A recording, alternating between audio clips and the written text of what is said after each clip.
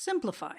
We're given 2 cubed minus 10 times the quantity 4 minus 3 times the quantity negative 2 plus 18.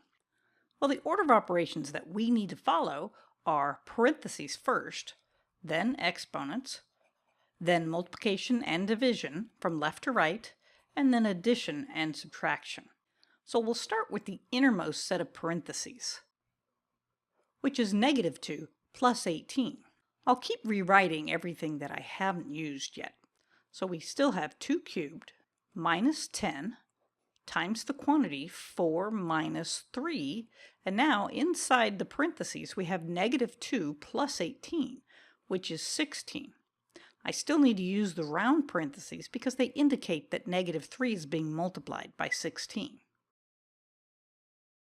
We still have these square parentheses, so we need to continue working inside the square parentheses. We have 4 minus 3 times 16, so we need to do multiplication before we do subtraction. So this gives us 2 cubed minus 10. I'll leave the square bracket, and then we have 4, and then a minus 3 times a positive 16 is a minus 48. And then I'll end with the square bracket. All right, so we still have parentheses. We have 4 minus 48 in parentheses. So once again, I'll rewrite 2 cubed minus 10. I'll go ahead and continue using the square brackets. I could turn it to a round parenthesis at this point. But inside, we have 4 minus 48, which is negative 44.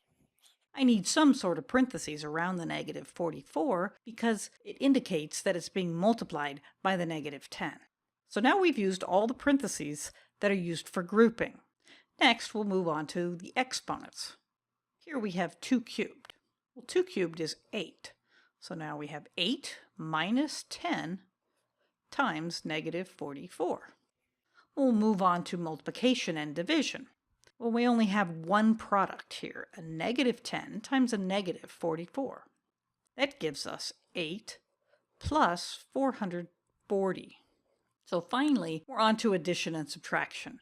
8 plus 440 is 448. So simplifying that expression gives us 448.